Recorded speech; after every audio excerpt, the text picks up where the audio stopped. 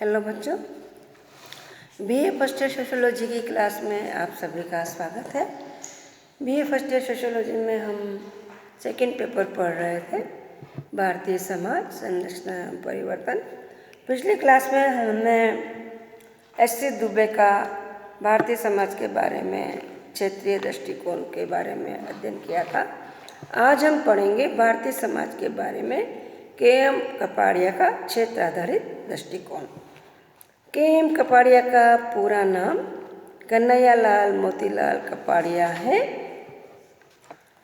इनकी गणना भारत के प्रथम पीढ़ी के समाजशास्त्रियों में की जाती है। वह समाजशास्त्र के बम्बई संप्रदाय से जुड़े हुए थे। भारतीय समाजशास्त्रीय परिषद की 1952 में स्थापना के समय जबकि प्रोफेसर जी.एस. घुरिये अध्यक्ष थे, तो के.एम. कपाड़िया एवं जे.वी. फरेरर 1952 से 1966 तक वहाँ के सचिव थे। कपाड़िया ने बम्बई विश्वविद्यालय के समाजशास्त्र विभाग में प्रोफेसर जी.एस. घुरिये के पश्चात अध्यक्ष का पदभार संभाला, परंतु 1967 में अचानक उनकी मृत्यु हो जाने के कारण वह अपना कार्यकाल पूरा नहीं कर पाए। के.एम. कपाड़िया ने बम्बई विश्वविद्यालय से ही प्रोफेसर जी.एस. घुरिये के निर्देशन में पीएचडी की डिग्री प्राप्त की थी।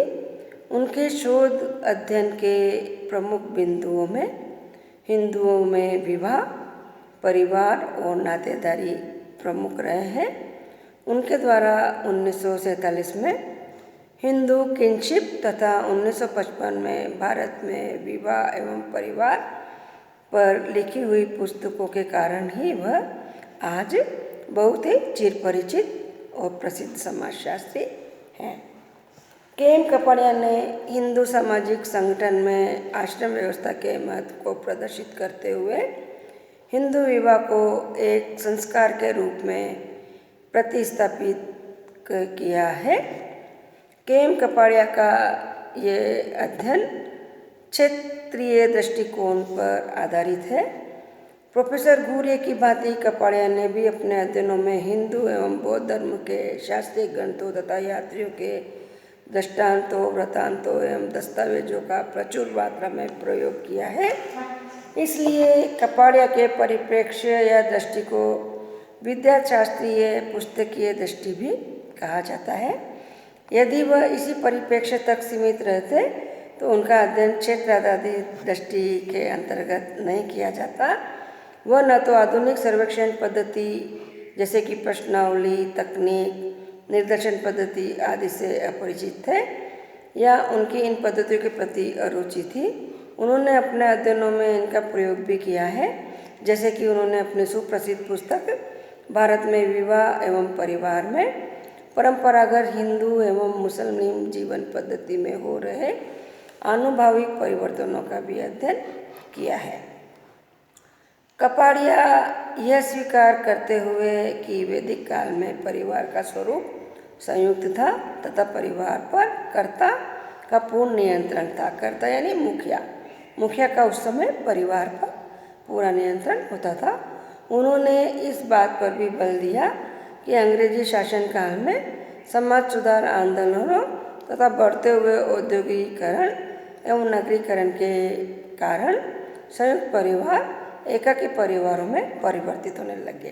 कैसे परिवर्तित होने लगे कि जैसे ही औद्योगिकीकरण और नगरीकरण बढ़ा, है ना, तो लोग गांव छोड़ करके और काम की तलाश में शहर की ओर जाने लगे, है ना, क्योंकि गांव में कृषि पर ही निर्भर हुआ करते थे लोग और कृषि से इनका गुजारा नहीं होता था। कभी कृषि में कम उपज होती थी, कभी प्राकृतिक आपदा के कारण, कभी अकाल के कारण, कभी अतिवृष्टि के कारण, कभी अनावृष्टि के कारण। तो गांव से लोग गांव छोड़ करके शहर में काम की तलाश में जाने लगे, है ना। इसलिए संयुक्त परिवार खत्म होने लगे और एकाकी परिवार पनपने लगे, है ना। उन्होंने भारतीय समाज के बारे में दो ऐसी मान्यताओं का भी खंडन किया है जिसे अधिकांश विद्वान स्वीकार करते हैं। ये दोनों मान्यताएं क्या थी पहली मान्यता तो ये थी कि संयुक्त परिवार कृषि संस्कृति से जुड़ा हुआ है, तथा दूसरी ये है कि औद्योगिकरण संयुक्त परिवारों को तोड़ता है। इन दोनों ही मान्यताओं का वो खंडन करते हैं। इनका कहना है कि संयुक्त परिवार पूरी तरह से टूटे नहीं है। यदि संरचनात्मक दृष्टि से संयुक्त परिवार टूटता भी है तो प्रकार्यात्मक दृष्टि से इसमें संयुक्तता बनी रहती है।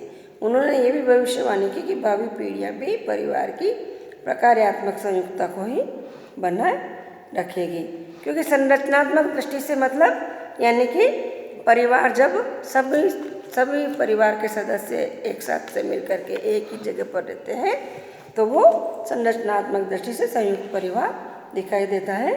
लेकिन जब काम की तलाश में परिवार के कुछ सदस्य शहरों में जाकर के बस जाते हैं और वहाँ पर एकांकी परिवार का निर्माण हो जाता है, लेकिन फिर भी वो अपने परिवार से परिवार के अन्य लोगों से जुड़े हुए रहते हैं, यानी कि त्यौहार, बार, मृत्यु, विवाह आदि में वो उनके साथ में आकर के मनाते हैं। और ये प्रकार्यात्मक दृष्टि से इस प्रकार से इसमें संयुक्तता बनी रहती है, ऐसा के.एम. कपाड़िया का कहना है। कपाड़िया ने उत्तर प्रदेश के किशनगढ़ी गांव का अध्ययन किया था। इस अध्ययन में उन्होंने ये बताया कि औद्योगिकीकरण, आवागमन और संचार के साधनों तथा नगरीकरण आदि के कारण जीवन के व्यक्तिवादी दर्शन आदि कारणों से संयुक्त परिवार एकाकी परिवारों के रूप में विघटित हो रहा है। कहने का मतलब ये है कि जब के.एम. कपाड़िया ने उत्तर प्रदेश के किशनगढ़ी गांव का अध्ययन किया तो उन्होंने ये पाया, इस अध्ययन में ये उन्होंने ये पाया कि औद्योगिकीकरण, आवागमन और संचार के साधनों, है ना, नगरीकरण, जीवन के व्यक्तिवादी दर्शन, इन सभी कारणों के कारण संयुक्त परिवार टूट रहे हैं और एकाकी परिवार के रूप में वो संयुक्त परिवार विघटित हो रहे हैं, यानी संयुक्त परिवार टूट करके एकाकी परिवार बन रहे हैं। इसके बावजूद भी अर्ध औद्योगिक कस्बों में अनेक विस्तारित परिवार अभी भी देखे जा सकते हैं, ऐसा इनका कहना है। वह संयुक्त परिवार के भविष्य कार्य में निराशवान नहीं थे।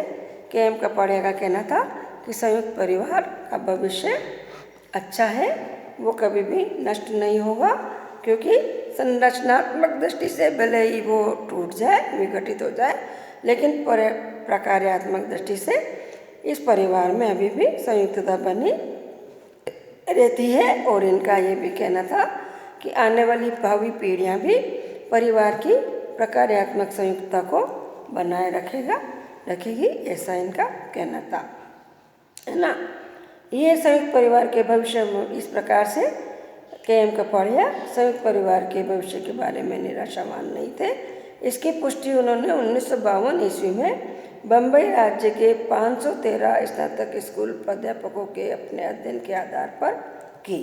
इन्होंने 1952 में बम्बई राज्य के 513 स्नातक स्कूल के प्राध्यापकों के ऊपर भी अध्ययन किया था।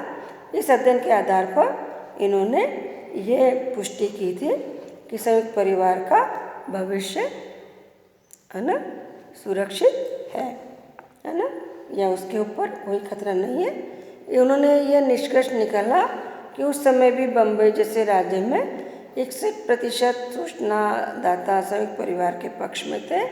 कपाड़िया का कथन है कि हिंदू भावनाएं आज भी संयुक्त परिवार के पक्ष में है। उनका ये निष्कर्ष अत्यंत महत्वपूर्ण माना जाता है कि भारतीय संयुक्त परिवार इतना लचीला है कि यह किसी भी परिस्थिति के साथ में सामंजस्य स्थापित करने में सक्षम है। तो इस प्रकार से देखा बच्चों आपने कि के.एम. कपाड़िया ने अपने अध्ययन क्षेत्र आधारित दृष्टिकोण के द्वारा किया है, लेकिन साथ ही उन्होंने